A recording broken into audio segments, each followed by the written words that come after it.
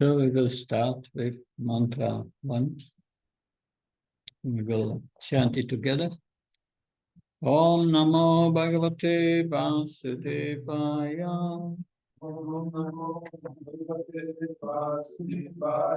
Isavasyamidam sarvam Yat Kinsha Jagatyam Jagat Tena Tyaktena Bunchita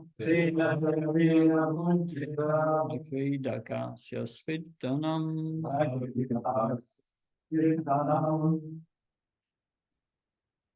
Isha by the Lord Avasyam controlled Idam this Sarvam all Yat Kinsha whatever Jagatyam within the universe Jagat all that is animate and inanimate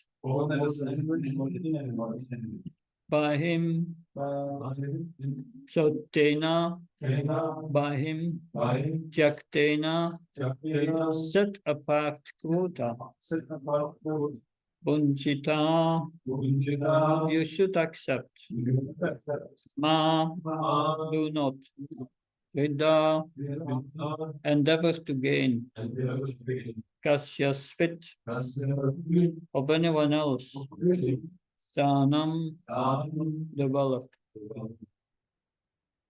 Translation and purport by A.C. Bhakti Swami Srila Prabhupada Ki.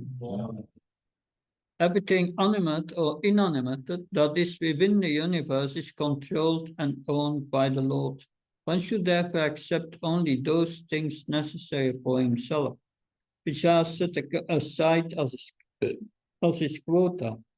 And one should not accept other things, knowing well to whom they belong. That so go to the words and one.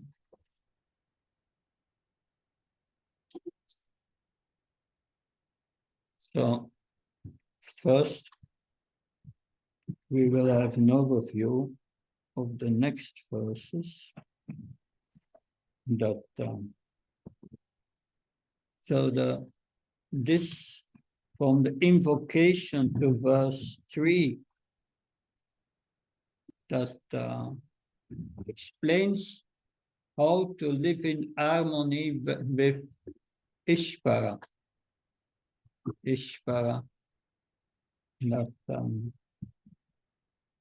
That this verse is mantra 1 is explaining the Isavasya principle. That will be the essence of this verse, that principle. We will come to that. But first, let's look at the entire Isopanisad. So the Isopanisad is about Isha, the Ishvara. That's what it is about. In the first, the invocation, Om Purnamada Purnam, until verse 3, is about how to live in harmony with Ishvara. So be apart, not apart. We are connected with Krishna, we are in harmony, we are happy. That and verses mantra 4 to 8, Ishvara can be understood by spiritual vision. That 9 to 11, and that's interesting. Right and wrong vidya. Avidya and vidya. In these verses 9, 10, and 11, this word vidya and avidya in every verse is another meaning, and that makes it puzzling. You have to know the meaning, and it's a different meaning than the vidya and avidya in the previous verse. And the same happened in 12:14. Right and wrong upasana. Upasana is worship, the right worship, and and the wrong worship. But the right worship and the wrong worship has different meanings in each of the verses from 12 to 14. And then the Isopanisad ends with the prayers of the spiritual seeker to Ishvara, and is asking, please take away your effulgence so that I can see you. That and please, and the last prayer is, yes, please, that be merciful to me. At the time of death, then please remember all what I've done for you in my life. At least we will hear that further. So that's an overview of the entire Isopanisad. But now we are in the section, the first section, invocation till verse 3. We look at that more detailed. Yeah. In invocation, we hear that everything, is perfect. Everything belongs to Ishvara, is the first mantra that we discuss now.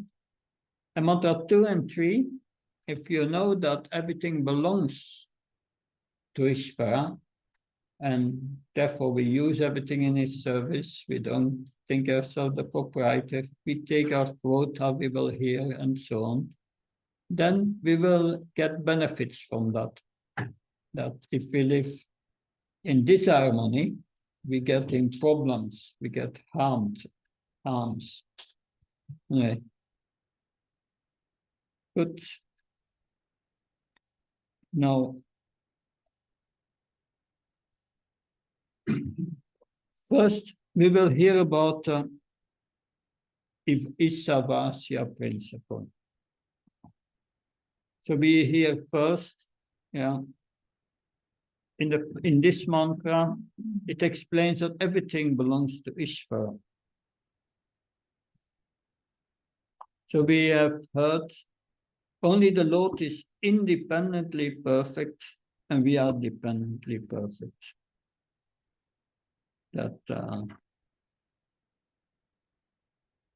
Now, this is an overview, the sections we will discuss. The glory of Vedic knowledge, that's from the purport.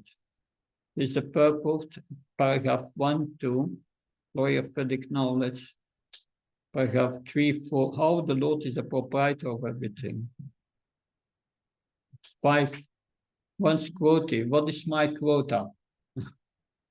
One's quota in human possession of the earth. One's quota in human diet also. Live according to Isavasya, to that principle. Yes. Now, first, we spoke about the Upanishads. These are 11 principal Upanishads. Especially Prabhupada refers to the Svetasvatara Upanishad a lot, also the Mandukya and Chandogya, and the Katha Upanishad, the Mundaka Upanishad also. Yeah.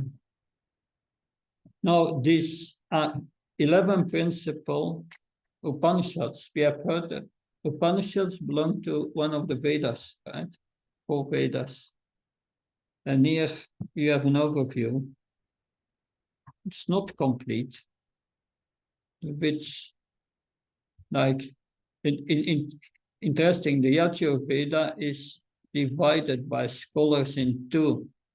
The black Yajurveda and the white Yajurveda.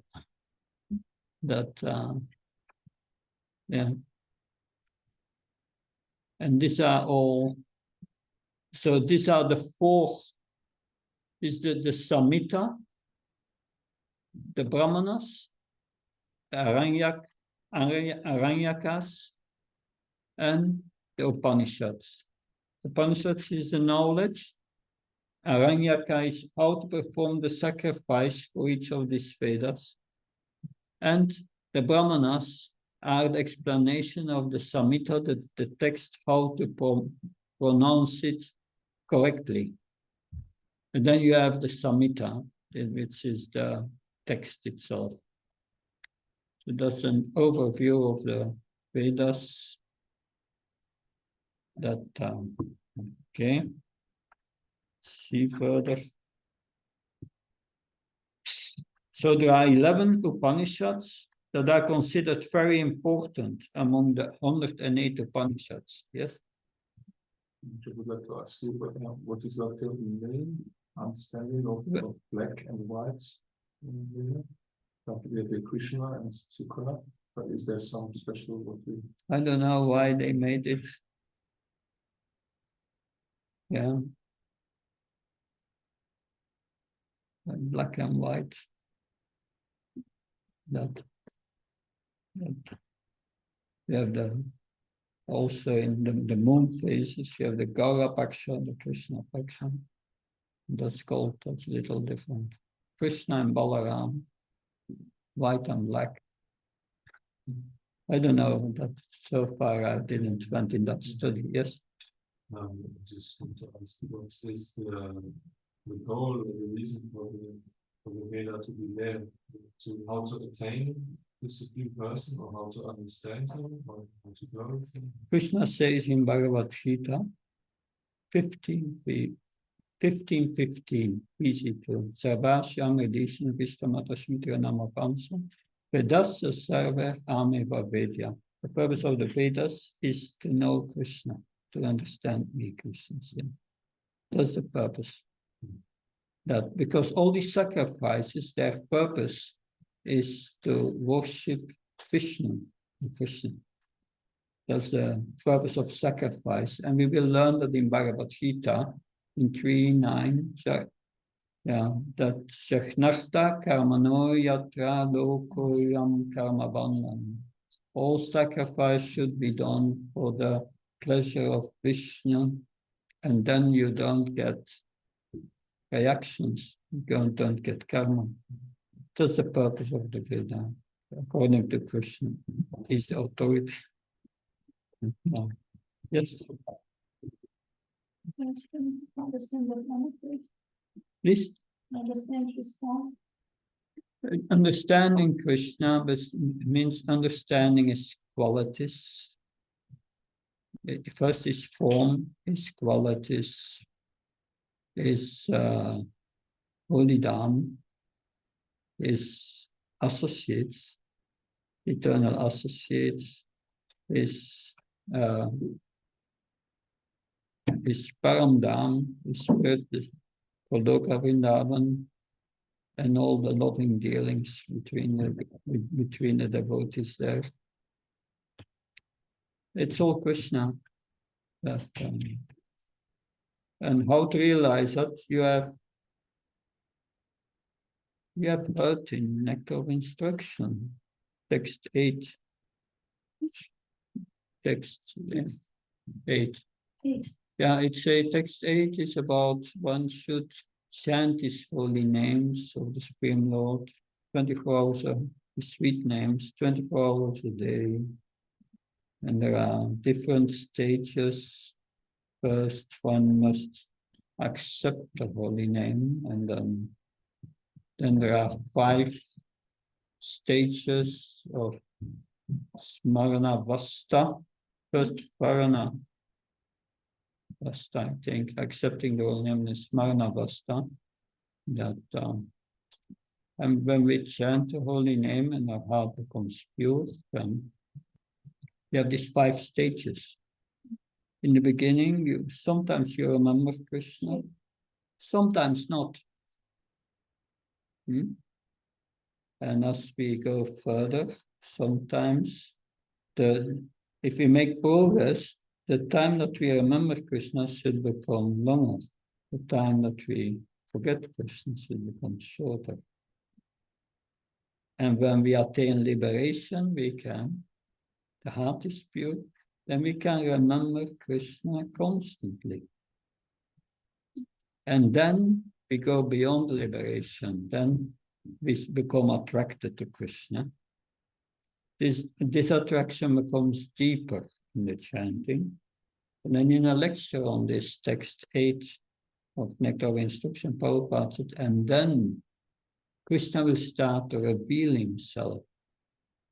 And first he reveals his form, then his beautiful form,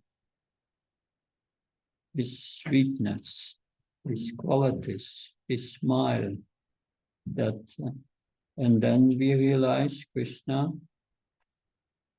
is an environment, Krishna, and we see parts of the spiritual world, not only Krishna. Then we see Krishna's associates in the spiritual world. And then we enter Krishna's pastimes.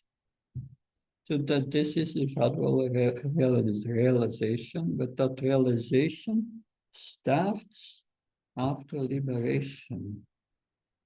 That is a Shakti, then it starts a Bhakti. Shraddha to Prema. So that's very elevated. But to come to liberation, one must have knowledge of liberation. How to get there. You must know that you are not a body. You must know who Krishna is. You must know what our relationship is.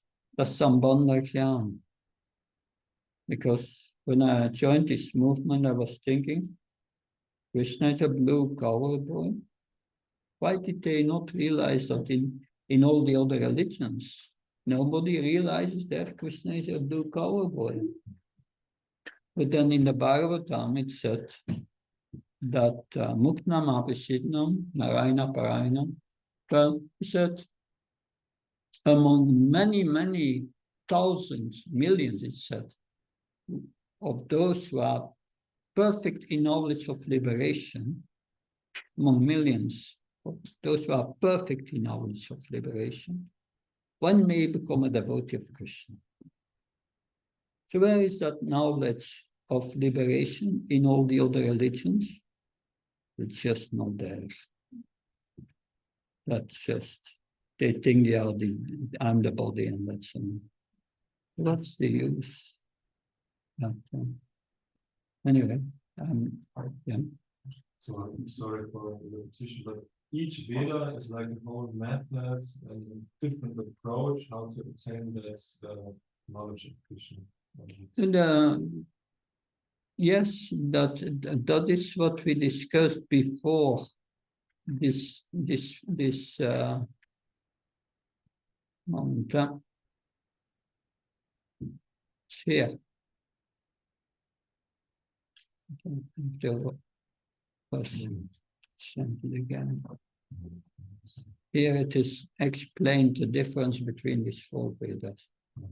So, yeah, have to go back. Yes. I was wondering, who was the Sri Isopanisad spoken to by whom for which purpose? That it's, of course, it's an Upanishad that some hint is there in the Bhagavatam in the 11th canto that and we mentioned the name of this sage. I forgot the name. Chakhyavalkam. You can do in a database research on Chakhyavalkam, 11th canto. And there you get some hints. But the origin, yeah, that it is divinely inspired because it's part of the Shruti. But, it comes from Krishna, but comes to the sages. Good. Then we continue. See.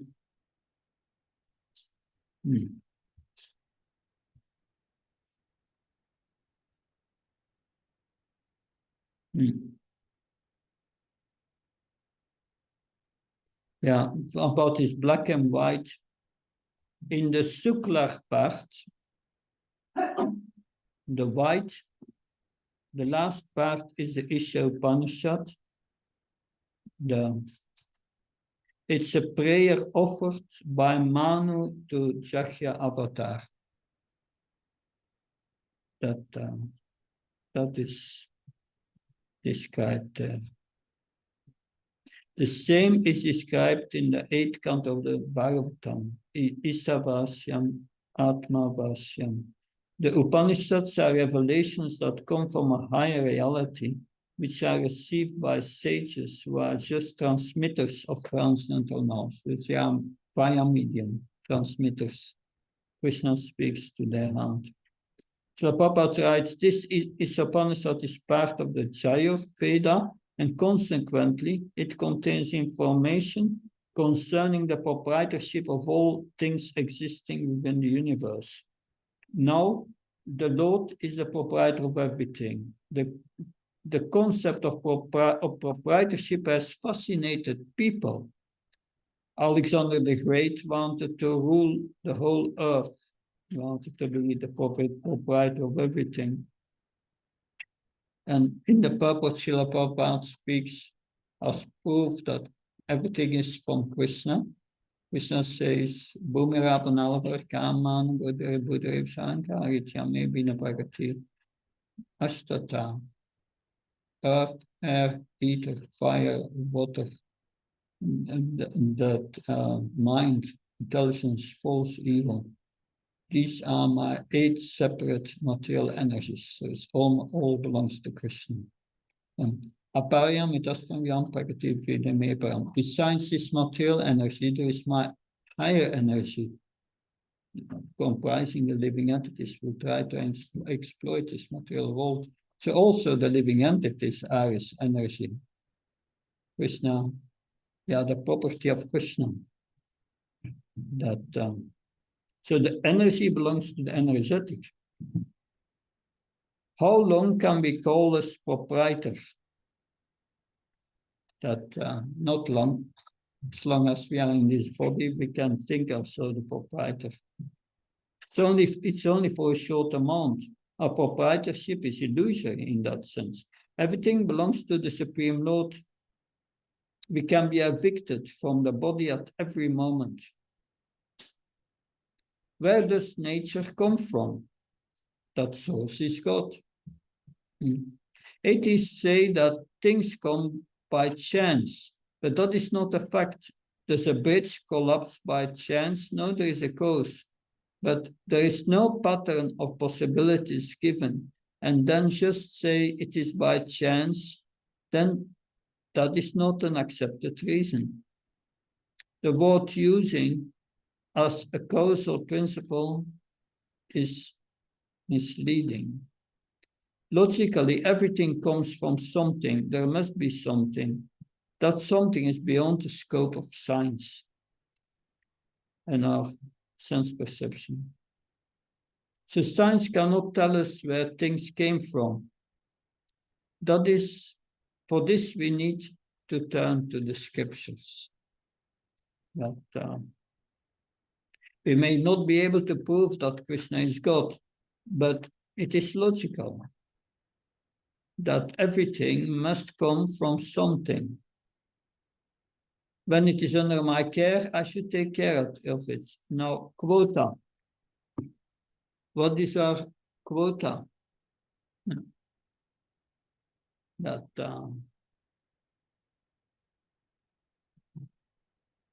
So the cow, Srila Prabhupada gives the example in the purport, the cow gives milk. And that milk is for human beings because the cow gives more milk than the cows can drink. The cow is a person, and when the cow feels secure, then it produces more milk. I'm just coming from Bulgaria. Nitai Chandra was milking a cow called Parvati. And she had a cow The calf was bound, and he was milking the cow. But then the calf was, after the milking, the calf was allowed to go to the cow, and interesting. But I was asking him because while he was milking the cows, the 16 cows, and they were walking to the pasture field, and he has to herd them to keep track of them, because they are walking for nearly a kilometer, and asking, do they know where they go? Oh, so yes, they know very well where they. And asking, how do you control them? Well, I said, I just call their name and they listen. But he said, for that, you need to have a relationship with them. I found that interesting. You need to have a relationship with them. And here we have the same thing, that, yes, that the cow is a person, and when the cow feels secure, then it produces more milk. Very nice. This is an arrangement by nature. So the quoting human position of the earth, and Prabhupada discusses that issue of capitalism and communism in the Prabhupada. Everything that made a house comes from nature. That to construct a house, everything comes from nature. The ingredients of nature are not owned by me. What is made of the ingredients belongs also to the Lord. But so Prabhupada highlights this point. Prabhupada was up a morning. He was at Juhu Beach,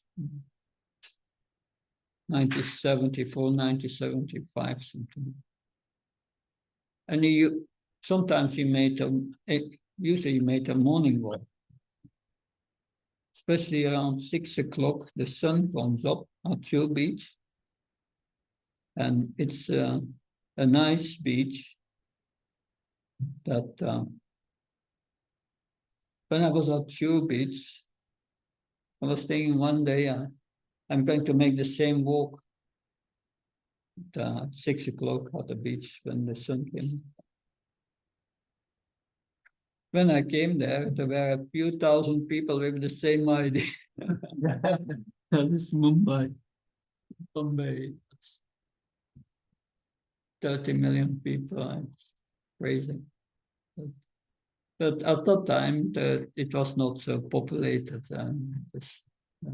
But he was walking at the beach in one direction with some disciples, and an elder, an Indian gentleman came with dressed in white kurta with cotton and this white Gandhi hats like that. He came to offering his respects to Prabhupada.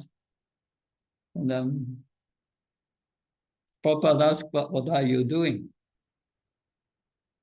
Oh, he said, I'm an industrialist. And what do you produce?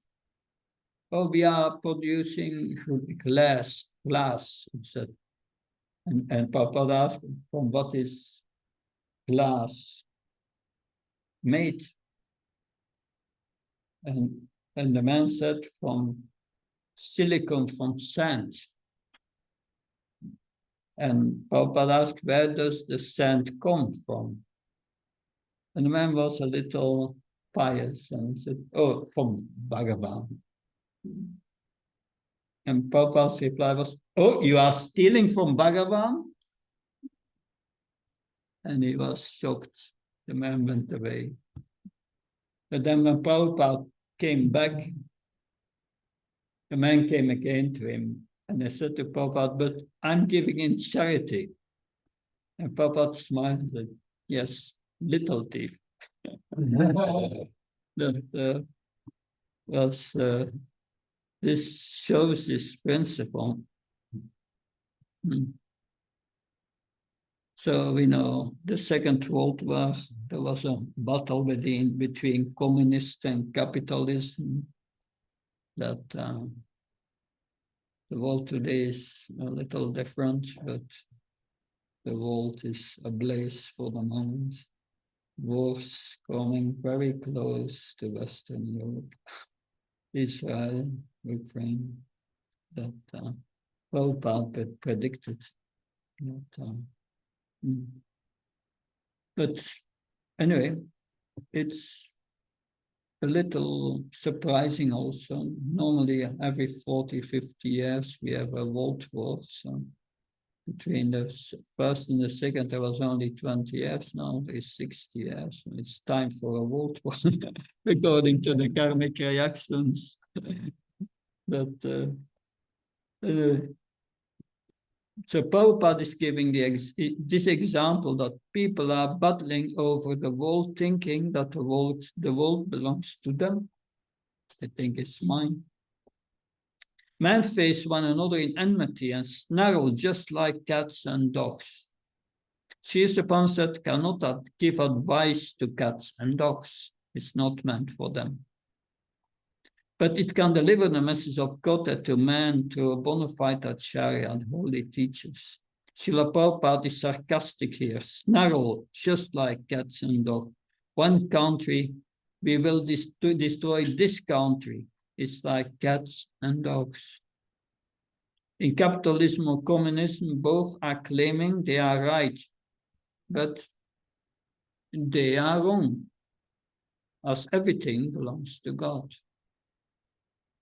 Yeah.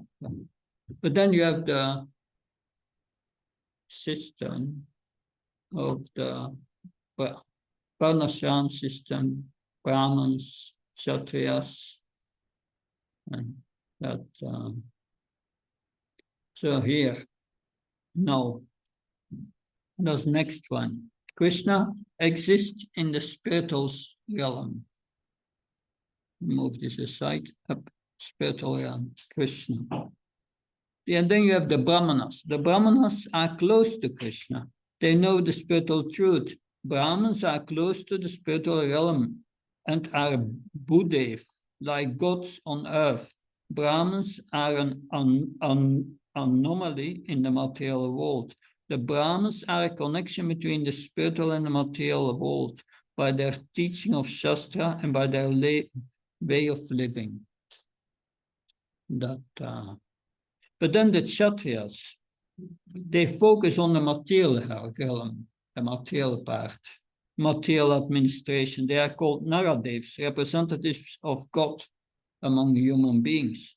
The Brahmins tell how to live according to Shastra, but some will not live according to Shastra, and the Kshatriyas must punish these. The proprietorship of God is acknowledged by the Brahmins. So that is important. That's also important for a bona fide religion to acknowledge the proprietorship of God. As a Christian, at home we used to pray before every meal. Thank you, God, for giving us this food. That is at least an acknowledgement. It comes from Krishna. It's not mine. And that's good. Kshatriyas publicly and privately remain devoted to God. They are subordinate to God and the Brahmins. Through their actions, they teach that they are the servant of God. The king must give the example as caretaker, not the possessor. So that is the Vedic system. There must be an evolution of consciousness so that people do not become greedy to possess land. The thoughts of the Brahmins were implemented by the Brahmins. So you have here like a pyramid that, yeah.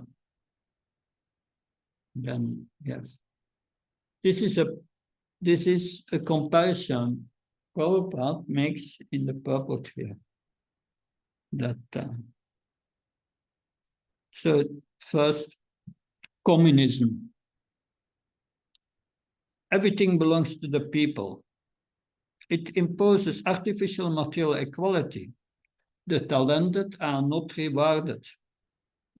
The lazy stay lazy, and the talented are not rewarded. All people are equal, but some people are more equal. George Orwell. Interesting. The exploitive mentality came up with communism. So much abuse was there. And yeah, the capitalism, wealth is the position and power.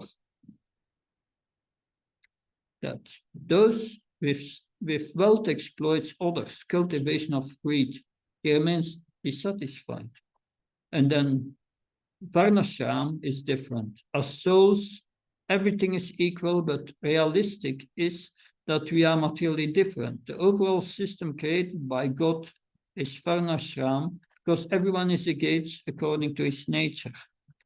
They all live cooperatively because they understand that everything belongs to God. Then they work for spiritual advancement. So we know in the Bhagavatam that Shringi cursed Maharaj Pariksit. The Brahmins became proud. Pride entered their hearts. And that was the fall down of the Brahmins. And that was the end of the Varnashram system. Because what happens when Brahmins become unqualified and they become proud? Pride is a disqualification. Brahmins are very powerful, but they lose their power immediately when they become proud. Then they are Brahma Bandha, Brahman in name only. And the Kshatriyas, when they see that a Brahman becomes things that is more than them, they reject the Brahmins. And that is what happened. And then the Kshatriyas started, without direction of the Brahmins, to rule for their own sense enjoyment. And then the Vaishyas said, wait a minute, they are acting just for their sense enjoyment, but we have the capital. We will start to divide and rule by favoring one Kshatriya against another. And that was the beginning of capitalism. But then at a certain moment, these Vaishyas are ruling with their capital, and the Sudras and the laborers said, they are acting for their own, they are exploiting us. We want to stop that. We start a revolution, and they take over, and then it becomes communism. By that we can understand capitalism and communism are degraded. Varnashram are degraded Varnashram system. And the worst is communism. But capitalism is also not good. We see, yeah. How did they try to practice communism? Did they try to give everyone equal amount of money and equal land? Well, that's of course, I think your previous generation can answer that question. How to read the books of Marx, and it's all explained there. That's their philosophy.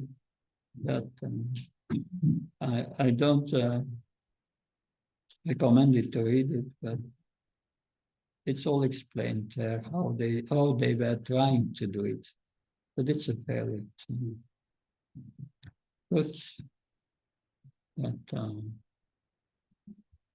Yes, that's the next point. And that's an interesting point. Yeah. First, an example of quota in human diet. Today, people eat non-vegetarian food. They think that this is the standard way to eat. That maybe, yeah. They think that's the standard way to eat. But look at the human anatomy. We do not have nails to kill animals. We don't have.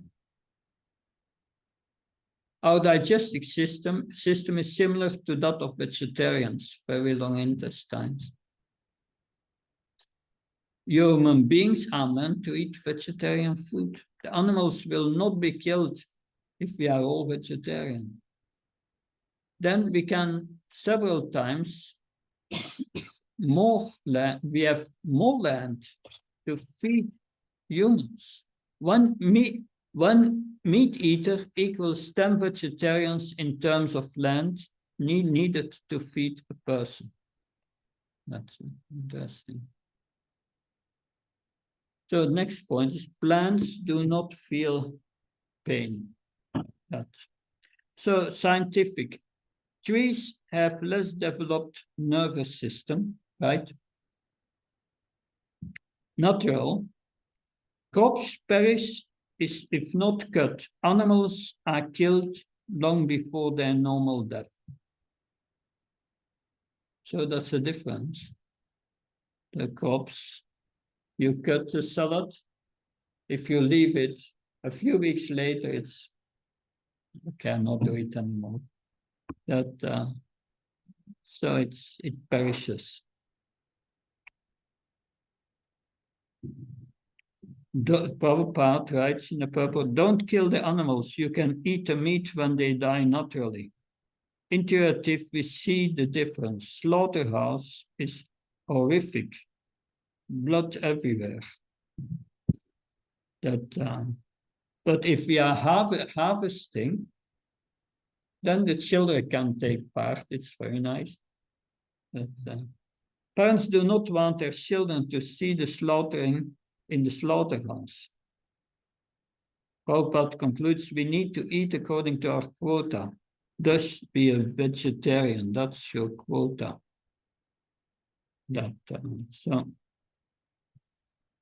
So that is what I've explained here. Are humans omnivorous? We have canine teeth, only a few. Only a few. It means it's only a small part of our diet.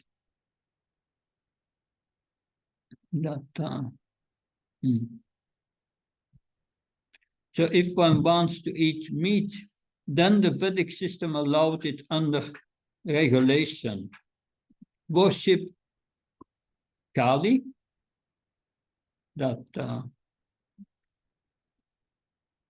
and then one says a mantra. In the mantra is the word mamsaha. So as I'm now, I will be. I kill the throat of the goat and will in the next life take the form of a goat to be killed by others. That's the mantra. So better not to do it. That thing. This was the last one.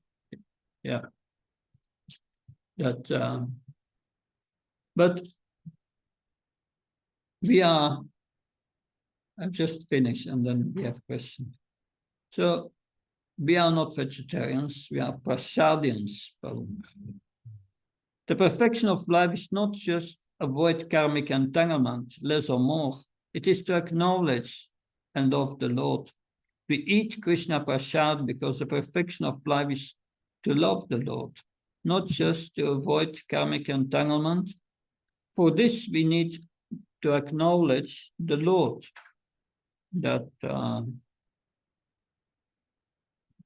For this, we need to acknowledge the Lord. Shakya Sinasista Sina Santa Muchanshe Sabakilbishai 3:13 Bhagavad Gita. The devotees of the Lord are released from all kinds of sin because they eat food which is offered first for sacrifice. Others will prepare food for personal sense enjoyment, fairly or eat only sin. When we offer food to the Lord, to the deities, then we chant mantras. Then what remains that is free from sinful reaction. It purifies food of karmic reactions. When food is offered to Krishna, then it is purified and filled with Krishna's potency. It is bhakti filled. It elevates us to develop love for God. Our goal is to acknowledge the Lord and our love to the Lord. Therefore, we need to purify ourselves from all sinful contamination. The Sarira Vidyayal prayer goes very deep. They are elevated prayers. Thanks for our purification and elevation. The point is to acknowledge the Lord and love the Lord. So what is our quota? We know that when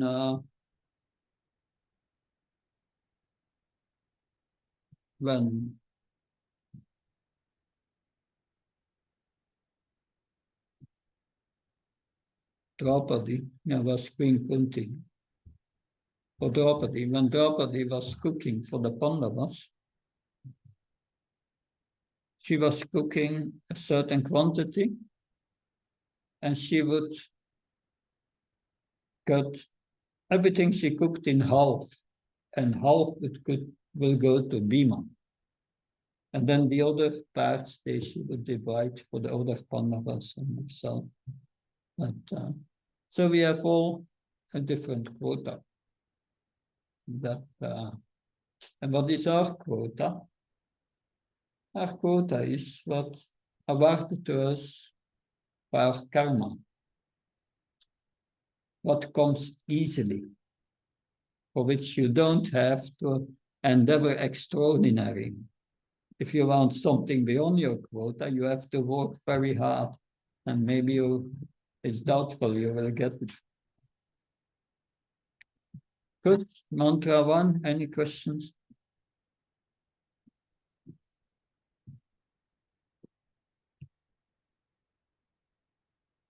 Yes. What would be the difference if one wants to ingest some meat, and what would be the difference between just taking it, like this normal in society nowadays, and chanting the mantra for the Kali? Yeah. If one offers it to Kali, then it is done according. It's an allowance which is in the scriptures. And the difference is, if one chants this mantra, someday one will think, oh, I'm chanting this mantra, what's the meaning of this mantra? One start to realize, oh, I'm going to become a goat in my next life. Can I do something about it? So, and that's the main difference. One may come at some point to the realization, this is not what I should do. Therefore, this prayer is there.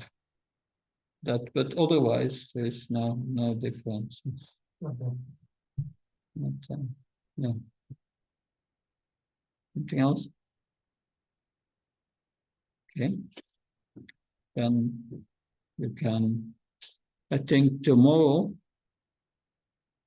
let's see, in our plan. One thing is that,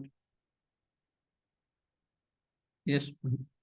So maybe it's not so related to this mantra, but I just read yesterday in the Bhagavatam, where the super soul is talking, and to King Puranjana, and saying that, my dear friend, I, the super soul, and you, the individual soul, are not different in quality, for we are both spiritual.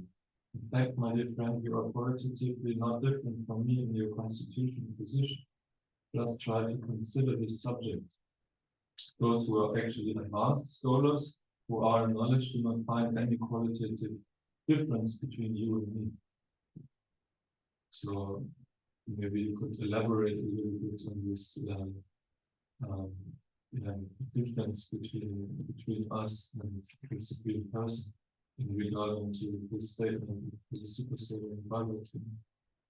We are one in quality, different in quantity. Krishna is unlimited, we are limited. We are the same quality. Krishna is Satchidananda, the soul is Satchidananda. Same quality. But we are a small spark. Krishna is a big soul.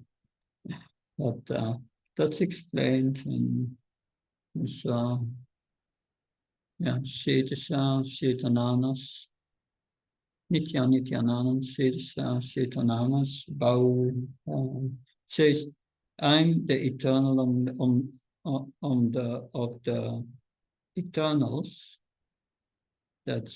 And I'm the maintainer of all living entities. And I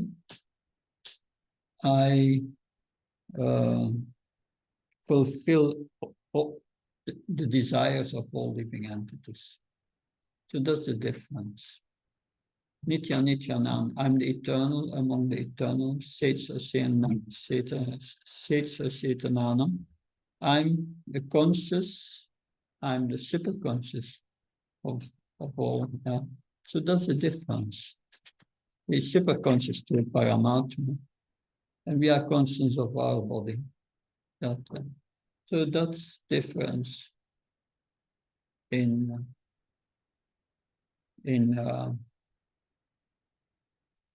power, unlimited. We are limited. There's a difference. And the quality, but the quality is the same. Krishna is eternal, we are eternal. If we are connected with Krishna, we have our full knowledge, which is limited. But Krishna's knowledge is unlimited. And if we want to be blissful, we are blissful as spirit soul, but we can only exhibit that bliss or feel that happiness when we are connected with Krishna. So that's a big thing. We want to be happy. That happiness we can only realize when we are connected with Krishna. That when Prabhupada asked the devotees who want to be happy, the devotees were thinking a tricky question. Nobody answered. Prabhupada asked a second time, who want to be happy? And nobody answered. And the third time he asked, who wants to be happy? And one devotee hesitatingly raised his hand and said to Prabhupada, I want to be happy. Prabhupada said, one normal person. So that is the point. We are Satchitananda, and Krishna is also Satchitananda, but this to be situated in as a spirit soul, to realize that Satchitananda, we must be connected with the source of Satchitananda, which is Krishna. And then we feel completely satisfied and blissful. Ananda is a happiness beyond liberation. And even the happiness of liberation is not, it's 1,000 times. Yeah, and it cannot be compared to material happiness. What to say then the Ananda. So that's, yeah, we have to realize our qualitative oneness. We have to realize in this life that we are not a body, that we are this Satchitananda. And we can realize that by connecting with Krishna, because then the material energy cannot influence our consciousness anymore. And we will go completely absorbed. Therefore, always thinking of Krishna, Manmana, that purifies us and brings us, if we are purified, like you chant Hare Krishna, the chanting has 3 stages. The first stage of the chanting is offensive stage. That we make offenses, aparat. If we overcome that, the 10 offenses, then we come to the clearing stage. If we are in the offensive state, it's like night, and the sun is at the other side. We are in darkness. In darkness, always fearful. You walk outside, you can, and so many things can happen in the dark. But when we give up the offenses, we come in the clearing state. And the clearing state is like it's like 1 hour or half hour before the sun comes up. You start to see the daylight already, but the sun is not there. And that is Namabhas, or the clearing stage. And then, like when you make offenses, Krishna is far away. But when you come out the offenses and come in the clearing stage, then you come closer to Krishna. Gradually, when the heart becomes purified. You don't perceive him yet, but you come closer. And that period takes a while, many years usually. And when our heart becomes purified, then we come to the chanting of the pure name, develop love of God. That goes much quicker. Once we are after liberation, it's going quicker. Then you start to feel Krishna in your heart, and then you come gradually. You start to come in direct contact with Krishna when you develop love for Krishna, and then you are situated in that Satchidananda, in your original Svarup, and you don't identify anymore with the body, and then nothing can touch you anymore. That's Prabhupada, nothing could touch him. He did not feel any pain or whatever, because he was not identifying with him. So these are the teachings of the Bhagavatam, that by studying that and reading that, you get gradually our ignorance is removed. And if you know the signs how to come closer to Krishna, then you will experience this happiness. But it's very important we will see that in the Bhagavad Gita. In the Bhagavad Gita, it's explained that Praktikayamani Gunakarma Sarvasankara Vimodharmakartamitimaniyati. We are not the doer. Everything is done by material nature. That's the first thing we have to learn. Everything what happens in this small world, good or bad, is done by Krishna. We are not the doer. We are only doing by desire. We will analyze that in detail in Bhagavad Gita. At least, yeah. We will analyze that in the 18th chapter. 18th chapter. 18:14, I think, 5 factors of action. And then in the 5th chapter of Bhagavad Gita, verse 8 to 12, one who is in divine consciousness, who sees that everything what he does in this world is practically done by Krishna from within the heart, material nature. That material nature does not work independent from Krishna. So gradually, Bhagavad Gita explains us how to come to that level. Good. Anything else? Yes. We have the same qualities as Krishna is that is said. So we also have the quality to work over material nature and enjoy. So, but it's our process is to get rid of this desire. And my question is how we can do this if it's actually inherent to our nature. Yeah, that's an interesting question. And that so that the question is that we are in this world, we want to enjoy.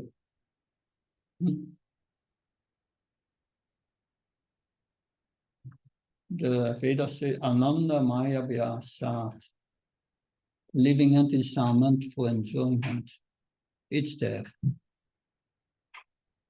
So that is what we are after. We want to enjoy. But do we want enjoyment for the body or for the soul? We are the soul. We want to enjoy. That enjoyment we can only get is Ananda Maya Vyasa, the spiritual enjoyment when we connect with Krishna. And that is a higher enjoyment. But to get that higher enjoyment, we must give up the lower enjoyment, the tendency to lord over material nature. Krishna is the Purush, but the living entity is an imitation Purush. His real identity of the living entity is Prakriti. Is Prakriti means to be enjoyed. Our enjoyment is to be enjoyed by Krishna. That is the reality. And then we become happy. As long as the soul is separated from Krishna, we are not happy. Because we are not this body. If we speak about a living entity, we speak about the soul. The body is just a machine. And living to give pleasure to a machine, what's the use? So yes, we try to imitate Krishna in this world by being the enjoyer. And that tendency is also in us because it's in Krishna. But that tendency to exploit is not our position, because nothing is ours. We are the dominated eternally. And Krishna is a predominator. And that's the difference. And that's the nature of the soul. That we need to be predominated. But we may have that tendency to lord it over. Yes, but you have to use it in Krishna's service. Not for your own sense gratification. And that's the right use of that tendency to lord over. Yes. So this tendency to lord over the material nature should be used in the service and should not be avoided or negated. Yeah. Well, Arjuna had to fight. That's lording over, fighting. He used it in the service of Krishna. Kshatriyas are the lords. But they have to be directed by the Brahmins spiritually. And the Brahmins tell them, use it in the service of Krishna. That the Brahmins are representatives of Krishna. That is point. And then we feel satisfied. We will discuss it in Bhagavad Gita. that all these principles are there in a very practical way. Good. Thank you. Then we'll stop and see you tomorrow. Please read the next mantras ahead. We are not going in detail in the text, but you read the mantras and the purports before for tomorrow. Thank you. Hare Krishna. Jai Prabhupada.